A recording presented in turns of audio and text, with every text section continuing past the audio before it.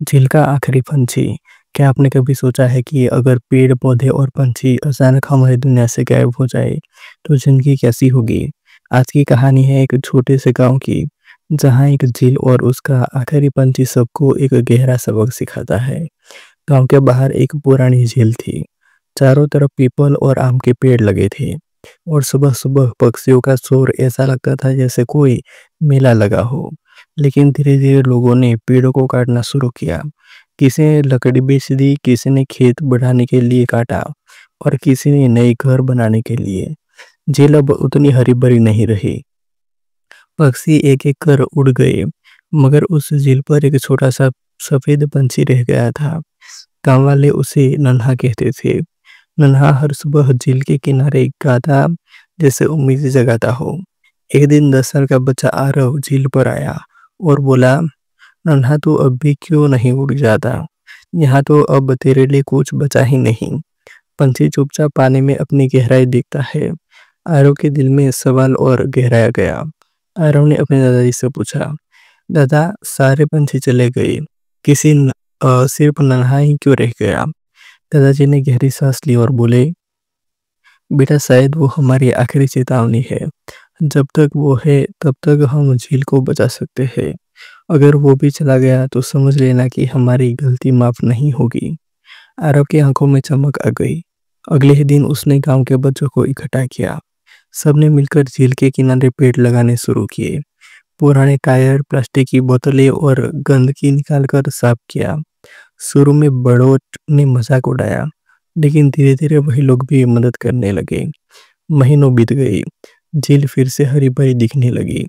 छोटे पौधों पर कोपली फूटने लगी। एक सुबह आरव झील पर पहुंचा तो उसने देखा, नन्हा के साथ 5 नए पंछी गा रहे थे। आरव दौड़ता हुआ दादाजी के पास गया और चिल्लाया, दादा नन्हा अब अकेला नहीं है, उसने अपने दोस्त वापस बुला लिए हैं। दादाजी की आंखें भर आई और उन्होंने कहा, देखा बेटा, जब इंसान और प्रकृति मिलकर जिए तो उम्मीद कभी नहीं मरती। उसी दिन गांव वालों ने ठान लिया कि झील और पेड़ों की हिफाजत हमेशा करेंगे। और नन्हा वो अब भी हर सुबह गाता है, जैसे याद दिलाता हो, अगर तुम प्रकृति का साथ दोगे तो प्रकृति कभी तुम्हारा साथ नहीं छोड़ेगी। नीला आसमान और आखिरी रोबोट।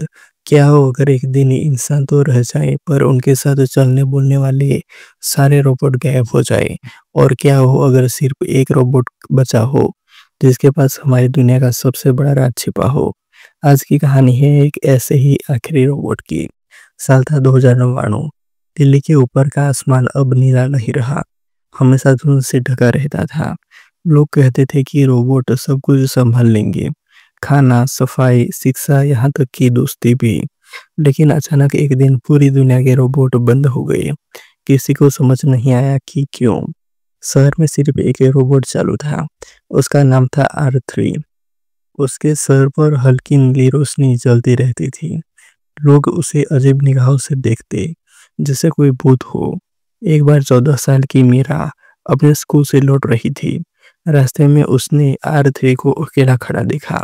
मीरा ने डरते डरते पूछा, तो क्यों नहीं बंद हुआ? बाकी सब तो चले गए। R3 की आवाज़ धीमी थी पर साफ, मैं बंद नहीं हुआ क्योंकि मेरे अंदर इंसानों की उम्मीद भरी गई है। मीरा हैरान रह गई।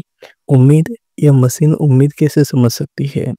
आरती मुस्कुराने की कोशिश करता हुआ बोला, क्योंकि मैं रोबोट नहीं हूँ मीरा, मैं एक प्रयोग हूँ, आधा मशीन आधा इंसान, और मेरे अंदर तुम्हारे दादा की यादें हैं। मीरा चौंक गई। मेरे दादा?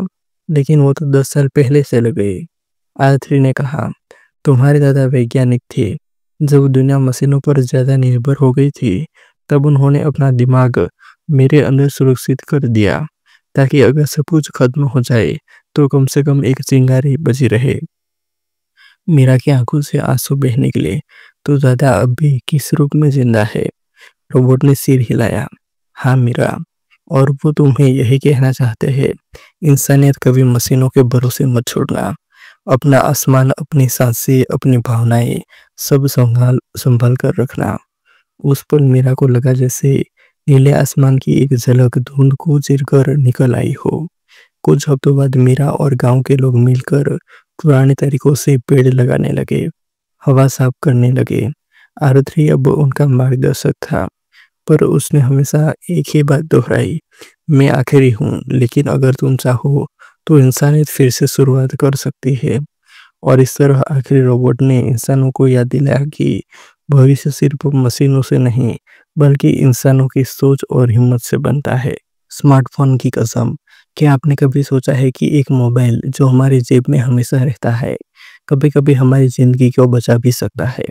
आज की कहानी है एक ऐसे लड़के की, जिसकी ज़िंदगी उसके मोबाइल ने बदल दी। राहुल शहर का एक साधारण कॉलेज स्टूडेंट था। सुबह उठते ही सबसे पहले वो अपना मोबाइल देखता। कितनी नोटिफ़िकेशन आई, कितने मैसेज किया, कौन-सी नई वीडियो अपलोड हुई। उसकी माँ अक्सर कहती, "बेटा ये मोबाइल तेरे हाथ से कभी छूटेगा भी?" राहुल हँसकर टाल देता, "माँ यही तो मेरी दुनिया है।" लेकिन धीरे-धीरे वही दुनिया उसका सिरदर्द बन गई। क्लास में ध्यान नहीं, रात को नींद नहीं और दोस्तों से बातें भी सिर्फ चैट पर। एक दिन उसके सबसे अच्छे मित्र अमित ने कहा, यार राहुल तो पहले जैसा नहीं रहा, सबको छोड़कर सिर्फ वो फोन से बातें करता है। राहुल ने गुस्से में जवाब दिया, कम से कम मोबाइल धोखा तो नहीं देता इंसानों की तरह। उस दिन अमित चुपचाप चला गया। कुछ हफ्तों बाद अचानक राहुल की तबीयत बिगड़ गई। स्क्रीन पर लगातार देर रात तक देखने की उसकी आंखें और दिमाग थक चुके थे। डॉक्टर ने सख्त लहजे में कहा, अगर ऐसे ही चलता रहा तो दिमाग पर असर होगा। मोबाइल से दूरी बनाना ही इलाज है। राहुल पहली बार डर गया। उसने घर आकर अपने मोबाइल को मेज पर रखा और धीरे से बोला, तू मेरी आदत बन चुका है, लेकिन अब मुझे तुझसे आज़ाद होना है। उस रात उसने बिना मोबाइल देखे सोने की कोशिश की। नींद मुश्किल से आई, पर सुबह का एहसास अलग था। उसने खिड़की खोली, नीला आसमान देखा और पहली बार महसूस किया कि मोबाइल के बाहर भी जिंदगी है। धीरे धीरे राहुल ने अपना समय किताबों, खेलों और असली दोस्तों के साथ बिताना शुरू किया। और हैरानी की बात यह हुई कि जब उसने मोबाइल पर कम वक्त बिताया, तभी उसका असली कामयाबी की तरफ सफर शुरू हुआ। पढ़ाई में ध्यान बढ़ा, दोस्तों से रिश्ते मजबूत हुए और माँ के चेहरे पर मुस्कान लौट आई। एक दिन वही अमित उसे मिलने आया। बोला, लगता है तू बदल गया है भाई। राहुल मुस्कुराया और बोला, हाँ अब मैं मोबाइल का इस्तेमाल कम करता हूँ, मोबाइल मेरा इस्तेमाल नहीं करता। उस दिन राहुल ने खुद को एक वादा किया, मोबाइल ज़रूरी है, लेकिन उससे भी ज़्यादा ज़रूरी है असल ज़िंदगी जीना। और दोस्तों यही सच है, तकनीक हमें आगे बढ़ा सकती है, लेकिन अगर हम उसके गुलाम बन गए तो हमारी ज़िंदगी पीछे छूट जाएगी। टूटा हुआ बस्ता, क्या आपने कभी सोचा है कि किसी बच्चे का फटा हुआ बस्ता उसकी ज़िंदगी की कहानी बयां कर सकता है? आज की कहानी है एक ऐसे ही बस्ते की, जिसने पूरे मोहल्ले की सोच बदल दी। शहर में एक कोने में छोटा सा मोहल्ला था। वही रहता था 12 साल का राघव। उसका बस्ता पुराना और जगह जगह से फटा हुआ था। हर सुबह जब वो स्कूल जाता, बच्चे उसका मजाक उड़ाते, अरे देखो राघव फिर उसी टूटे बस्ते के साथ आया है। कोई हंसकर कहता। राघव मुस्कुराकर सब झेल लेता, लेकिन अंदर से उसका दिल टूटता। उसकी माँ सिलाई का काम करती थी और पिता मजदूरी। घर का खर्च चलाना ही मुश्किल था। नए बस्ते के लिए पैसे कहाँ से आते? राघव रोज माँ से कहता, माँ एक दिन मैं खुद कमाकर सबसे अच्छा बस्ता लाऊंगा। माँ उसे प्यार से सिर पर हाथ फेरती और कहती, बेटा बस्ता नहीं, तेरी पढ़ाई तुझे आगे ले जाएगी। एक दिन स्कूल में प्रतियोगिता हुई, अपना सपना बताओ। सब बच्चे बड़े बड़े सपने की बातें कर रहे थे। कोई डॉक्टर बनना चाहता था, कोई इंजीनियर, कोई खिलाड़ी। राघव की बारी आई। उसने हिचकिचाते हुए कहा, मेरा सपना है कि एक दिन कोई बच्चा टूटा हुआ बस्ता लेकर स्कूल न जाए। पूरा हाल चुप हो गया। अध्यापक की आंखें भर आई, बच्चे भी सुन्न रह गए। उस मासूम से वाक्य ने सबके दिल को छू लिया। उसी शाम स्कूल के टीचर और कुछ मोहल्ले वाले राघव के घर पहुंचे। सबने मिलकर नए बस्ते और किताबों का इंतजाम किया। लेकिन सबसे बड़ा बदलाव यह हुआ कि सबको एहसास हुआ, राघव की तकलीफ सिर्फ उसका दर्द नहीं थी, वो समाज की आंखें खोलने वाली सच्चाई थी। धीरे धीरे मोहल्ले में पढ़ाई मदद कोष बनाया गया, ताकि कोई बच्चा पैसों की वजह से पढ़ाई से वंचित न रहे। राघव का टूटा बस्ता अब मोहल्ले की ताकत बन चुका था। कुछ साल बाद जब राघव खुद कॉलेज पहुंचा तो उसने मुस्कुराते हुए कहा, मेरे पास आज कई बस्ते हैं, लेकिन उस टूटे हुए बस्ते ने मुझे सबसे बड़ा सबक सिखाया। दर्द अगर अकेले सहो तो बोझ है, और अगर सब मिलकर बांट ले तो बदलाव की शुरुआत।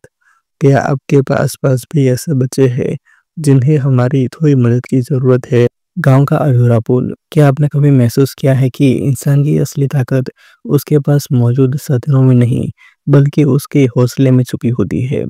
आज की प्रेरणादायक कहानी है एक ऐसे गांव की जहां अधूरा पुल लोगों की जिंदगी बदल गया। राजस्थान के एक छोटे से गांव में एक नदी बहती थी। बरसात के दिनों में वही नदी गांव को दो हिस्सों में बांट देती थी।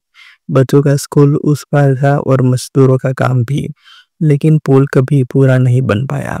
सरकारी कागजों में काम शुरू हुआ, कुछ हिस्से बने, फिर अधूरा छोड़ दिया गया। लोग हर साल बरसात में पानी के साथ बहने का डर झेलते। कई बार बच्चों की पढ़ाई छूट जाती, मरीज अस्पताल नहीं पहुंच पाते। सब लोग सिर्फ एक बात कहते, जब तक सरकार मदद नहीं करेगी कुछ नहीं बदलेगा। लेकिन उस गांव में एक साधारण किसान था, गोपीनाथ। उसकी उम्र 50 की पार थी, लेकिन आंखों में जिद थी। एक दिन उसने गांव के चौपाल पर कहा, अगर हम सब मिलकर अपने हाथों से पुल पूरा करें तो क्या ये मुमकिन नहीं? गांव वाले हंस पड़े। अरे गोपी, पुल बनाना बच्चों का खेल नहीं है। हमें मशीनें चाहिए, इंजीनियर चाहिए। गोपीनाथ ने शांत होकर जवाब दिया, मशीनें नहीं है, लेकिन हमारे पास मजबूत हाथ और उम्मीद है। अगले ही दिन गोपीनाथ अकेले काम पर लग गया। वो पत्थर ढोता, मिट्टी भरता और पुल की नींव मजबूत करने लगा। शुरू में लोग उसे पागल समझते रहे, लेकिन धीरे धीरे बच्चों ने, फिर युवाओं ने और आखिरकार औरतों ने भी उसका साथ देना शुरू किया। दिन ब दिन उसके साथ जुड़ते गए। कोई मजदूर के बाद आता, कोई स्कूल के बाद। हफ्तों तक मेहनत होती रही। अब अधूरे पुल पर इंसानी हौसलों की नींव जमने लगी। एक बरसात में नदी का पानी तेज बहा। सबकी सांसें अटकी कि शायद मेहनत डूब जाएगी। लेकिन जब पानी थमा तो सबने देखा, पुल मजबूती से खड़ा था। पूरा गांव खुशी से चिल्लाया। बच्चों ने कहा, अब हमें स्कूल जाने के लिए नाव की जरूरत नहीं। उस दिन गोपीनाथ ने सिर्फ एक पुल नहीं बनाया, उसने पूरे गांव को यह सबक दिया कि बदलाव किसी और से उम्मीद करने से नहीं आता, बदलाव खुद हमसे शुरू होता है। कई साल बाद जब लोग उस पुल से गुजरते तो एक ही बात कहते, ये पत्थर और मिट्टी का पुल नहीं है, ये गांव के मेहनत और हिम्मत का पुल है। दोस्तों, ये कहानी हमें यही सिखाती है कि हौसले और एकता से कोई भी अधूरा काम पूरा किया जा सकता है। अपने विचार कमेंट में लिखिए। चाय की दुकान वाला सपना। क्या आपने कभी सोचा है कि जिंदगी का सबसे बड़ा सबक कभी-कभी सबसे छोटे और आम जगहों से मिल सकता है? आज की कहानी है एक ऐसे चाय की दुकान की जिसने एक नौजवान की जिंदगी की दिशा बदल दी। राहुल नाम का एक लड़का दिल्ली में पढ़ाई कर रहा था। वह मेहनती था, लेकिन हर वक्त शिकायत करता रहता, मेरे पास अच्छे कपड़े नहीं है, मेरे पास मोबाइल महंगा नहीं है, मुझे कभी सही मौका नहीं मिला। दोस्त अक्सर कहते, यार राहुल, तू बहुत टैलेंटेड है, पर हमेशा दुखी क्यों रहता है? राहुल बस कंधे उचका कर रह जाता। एक दिन राहुल कॉलेज से लौटते हुए सड़क किनारे एक पुरानी चाय की दुकान पर बैठ गया। दुकान वाला आदमी करीब 50 साल का था।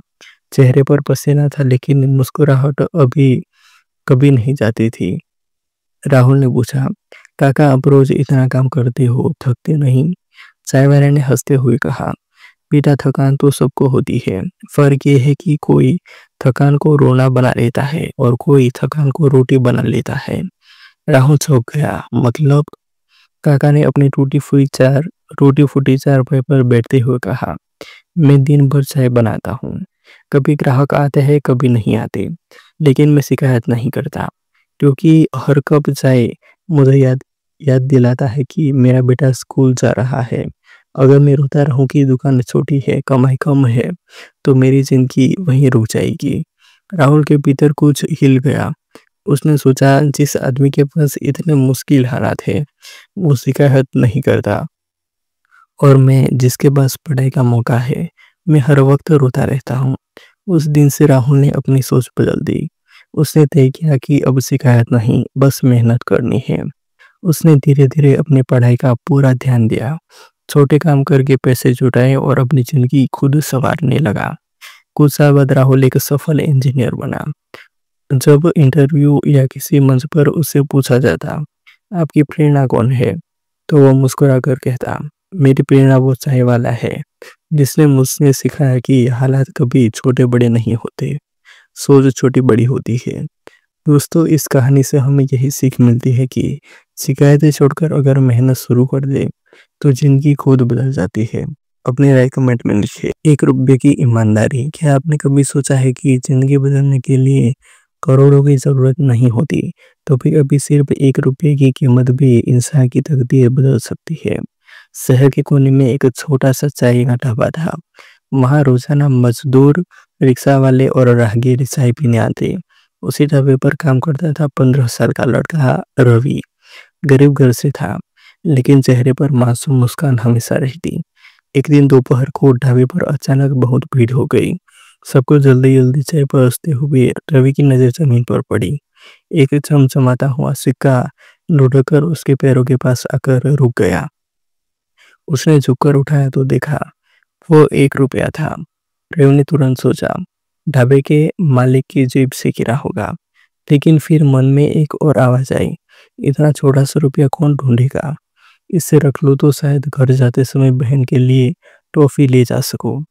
थोड़ी देर तक वह सोचता रहा।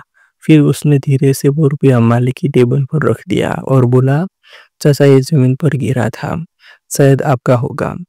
ढाबे वाले चाचा मुस्कुराए, बोले, अरे बेटा ये मेरा नहीं है, लेकिन तूने जो किया है ना वही सबसे बड़ी दौलत है। आजकल जो लोग हज़ारों रुपये गलत तरीके से रख लेते हैं और तूने ₹1 को भी ईमानदारी से लौटा दिया। रवि शर्माते हुए बोला, चाचा पैसा छोटा या बड़ा नहीं होता, चोरी तो चोरी होती है। उसी वक्त ढाबे पर बैठे एक सज्जन चुपचाप से ये देख रहे थे। वे शहर के बड़े व्यापारी थे। उन्होंने रवि को बुलाकर कहा, बेटा तुम्हारी ईमानदारी देखकर मुझे यकीन हो गया कि तुम पर भरोसा किया जा सकता है। अगर चाहो तो मेरे गोदाम पर आकर काम करो, मेहनताना अच्छा मिलेगा और पढ़ाई भी कर पाओगे। रवि की आंखें चमक उठी। उस दिन का एक छोटा सा फैसला उसकी जिंदगी बदल गया। उसने बाद में पढ़ाई की, नौकरी पाई और अपने परिवार को गरीबी से बाहर निकाला। दोस्तों, इस कहानी की सीख बहुत सीधी है। ईमानदारी का कोई दाम नहीं होता। लोग रकम देकर फैसला करते हैं, लेकिन सच्चाई यह है कि इंसान की असली कीमत उसके चरित्र से बनती है, पैसों से नहीं। अपनी राय कमेंट में लिखिए। शेर और चालाक खरगोश। क्या आपने कभी सोचा है कि ताकत हमेशा बुद्धि से जीत नहीं सकती? कभी-कभी सलीके और समझदारी ही सबसे बड़ी ताकत होती है। आज की कहानी है एक छोटे से खरगोश और जंगल के सबसे शक्तिशाली शेर की। बहुत समय पहले की बात है। एक घना जंगल था। वहाँ शेर राजा था। शेर हर रोज अपने हिसाब से शिकार करता और सारे जानवर उससे डरे थे। सभी जानवर भयभीत रहते और सोचते, अगर आज शेर को हमारा शिकार चाहिए तो कोई हमें बचा नहीं सकता। जंगल में एक छोटा खरगोश रहता था। उसका नाम था चिंटीलाल। चिंटीलाल बहुत ही चालाक और समझदार था। उसे जानवरों की परेशानी देखकर दुख था। एक दिन सभी जानवर शेर के से परेशान होकर चिंटीलाल के पास आए। चिंटीलाल कुछ करो, शेर रोज हमें पकड़ लेता है, हम डर से जी नहीं पा रहे, बकरी बोली। चिंटीलाल सोचने लगा, बड़ी मांसपेशियों वाले शेर का मुकाबला कैसे करे। फिर उसकी आंखों में एक चमक आई। ठीक है, मेरे पास एक योजना है, कल सुबह से शुरू करो। अगली सुबह शेर की भूख जोरों से थी। शेर ने सोचा, आज तो मैं जंगल के सभी जानवर को पकड़ लूंगा। चिंटीलाल ने शेर को एक गहरे कुएं के पास बुलाया। उसने शेर से कहा, राजा शेर, जंगल के सबसे शक्तिशाली जानवर की तलाश में मैं गया था। वहाँ एक और शेर कह रहा है कि ये जंगल अब उसका है। अगर तुम उसे पकड़ लो तो सभी जानवर सुरक्षित रहेंगे। शेर को गुस्सा आया। वह जानवर की बात सुनकर सीधे कुएं के पास गया। जैसे ही वह झपटा मारने लगा, उसके पैर फिसला और वह कुएं में गिर गया। शेर जोर जोर से चिल्लाया, लेकिन वह खुद बाहर नहीं निकल पाया। चिंटीलाल ने बाकी जानवर को बुलाया और कहा, देखा, बुद्धि और समझदारी ताकत से भी बड़ी होती है। हमें अब डरने की जरूरत नहीं। जंगल के सारे जानवर खुश हुए। उन्होंने चिंटीलाल का धन्यवाद किया और तय किया कि वे हमेशा अपने डर का सामना समझदारी और एकता से करेंगे। दोस्तों, इस कहानी से यही सीख मिलती है कि शक्ति सिर्फ शरीर में नहीं, दिमाग में भी होती है। डर और मुश्किलें चाहे जितनी बड़ी हो, सही सोच और ध्येय से उनका हल हमेशा निकल जा सकता है। अपनी राय कमेंट में लिखें। अकबर और बीरबल, खोया हुआ अंगूठी। क्या आपने कभी सोचा है कि बुद्धिमानी सिर्फ ज्ञान से नहीं, बल्कि चालाकी और समझदारी से भी दिखाई देती है। आज की कहानी है अकबर और बीरबल की, जिसमें एक छोटी सी अंगूठी और एक बड़ा सबक छिपा है। एक दिन बादशाह अकबर अपने महल में गुस्से में बैठे थे। उनके हाथ से उनकी कीमती सोने की अंगूठी अचानक गायब हो गई थी। अकबर ने दरबार में आवाज लगाई, कौन है जिसने मेरी अंगूठी देखी है? तुरंत ढूंढो। सैनिक और सेवक पूरे महल में दौड़े, लेकिन अंगूठी नहीं मिली। अकबर नाराज थे। उन्होंने कहा, जो भी इसे ढूंढ कर लाएगा उसे इनाम मिलेगा, और जो छुपाएगा उसे सजा मिलेगी। सभी दरबारियों में डर और घबराहट फैल गई। कोई भी नहीं चाहता था कि अंगूठी कहाँ है। तभी बीरबल मुस्कुराते हुए अकबर के पास आए। साहब, चिंता मत कीजिए, आपकी अंगूठी मुझे मिल जाएगी, बीरबल ने विनम्रता से कहा। अकबर ने हंसते हुए कहा, ठीक है बीरबल, लेकिन याद रखना, अगर अंगूठी नहीं मिली तो तुम्हारी सजा तय है। बीरबल ने तुरंत सब दरबारियों को एक कमरे में बुलाया। उसने कहा, आज मैं आप सभी से एक सवाल पूछूंगा। जो झूठ बोलेगा वह अपनी सीट पर खड़ा होगा। दरबार के सभी लोग घबराए, लेकिन बीरबल ने उन्हें शांत किया। सच बोलो, अंगूठी किसके पास है? सभी लोग चुप रहे। तभी बीरबल ने हल्की मुस्कान के साथ कहा, ठीक है, अब मैं आपको खुद बताता हूँ। बीरबल अंगूठी लेकर बादशाह के सामने आए और बोले, साहब, अंगूठी सबसे छोटे नौकर के पास थी, जिसने डर के मारे छुपा दी थी। लेकिन मैं कैसे जान गया?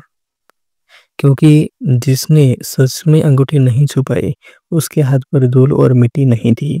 नौकर के हाथ पर मिट्टी थी, जिसे पता चल गया कि उसने इसे कहाँ रखा था। अकबर ने हंसते हुए बीरबल को गले लगाया। वाह बीरबल, तुम्हारी समझदारी और ध्यान ने एक छोटी सी चीज को ढूंढकर पूरे दरबार की आंखें खोल दी। सच में तुम्हारा जैसा सलाहकार कोई नहीं। बीरबल ने सिर झुकाया और मुस्कुराए। साहब, छोटी सी चीज पर ध्यान देना ही बुद्धिमानी है। अक्सर सबसे बड़े राज छोटे छोटे संगीतों में छिपे होते हैं। दोस्तों, इस कहानी से यह सीख मिलती है कि ध्यान, समझदारी और बुद्धिमानी हमेशा ताकत और डर से बड़ी होती है। कभी कभी छोटी छोटी बातें ही बड़े राज खोल देती है। अपनी राय कमेंट में लिखिए। तेनालीराम और राजा की खोई हुई अंगूठी। क्या आपने कभी सोचा है कि बुद्धि और हंसी किसी भी मुश्किल से बड़ी ताकत बन सकती है? आज की कहानी है तेनालीराम की, जिसमें एक छोटी सी अंगूठी और उसकी चतुराई ने पूरे राजमहल को हंसी और सबक दोनों दिया। कुमारपुर के राजमहल में एक दिन हड़कंप मच गया। राजा कृष्णदेवराय अपने सोने की अंगूठी खो बैठे थे। अंगूठी सिर्फ कीमती नहीं थी, बल्कि उसमें उनके वंश का चिन्ह भी खुदा हुआ था। राजा परेशान होकर दरबारियों से बोले, अगर ये अंगूठी नहीं मिली तो इसे चोरी समझकर कड़ी सजा दी जाएगी।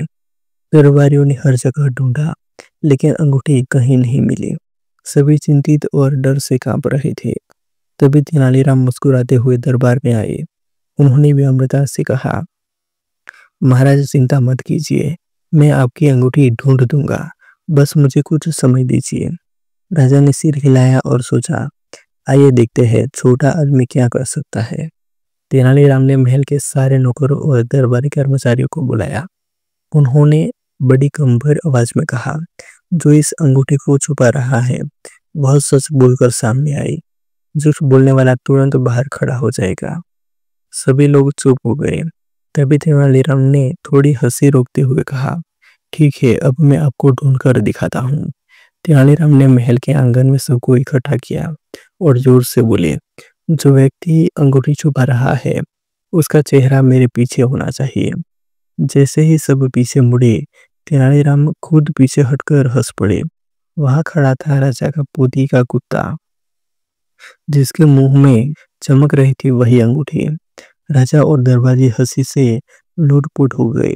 राजा बोले, तेनालीराम क्या बात है, तुमने सच में इसे इतनी जल्दी ढूंढ लिया? तेनालीराम मुस्कुराए और बोले, महाराज, चोरी या गलती कोई भी हो, अक्सर जवाब सामने नहीं बल्कि सबसे पास छुपा होता है। ध्यान और समझदारी से देखा जाए तो कोई भी रहस्य आसान बन जाता है। राजा ने तेनालीराम को गले लगाया और कहा, तुम्हारी चतुराई और बुद्धिमानी ने आज हमें हंसी और सबक दोनों दिया। सचमुच तुम्हारे जैसा दरबारी हर राजमहल में होना चाहिए। दोस्तों, इस कहानी से हमें ये सीख मिलती है कि बुद्धि और समझदारी कभी भी ताकत से कम नहीं होती। छोटी सी हंसी और सही सोच बड़ी परेशानियों का हल बना सकती है। अगर यह कहानी आपको सीख देने वाली लगी तो वीडियो को लाइक करें, अपनी राय कमेंट में लिखिए और चैनल को सब्सक्राइब करें ताकि और तेनालीराम जैसी रोचक कहानियाँ आप तक पहुँचती रहे।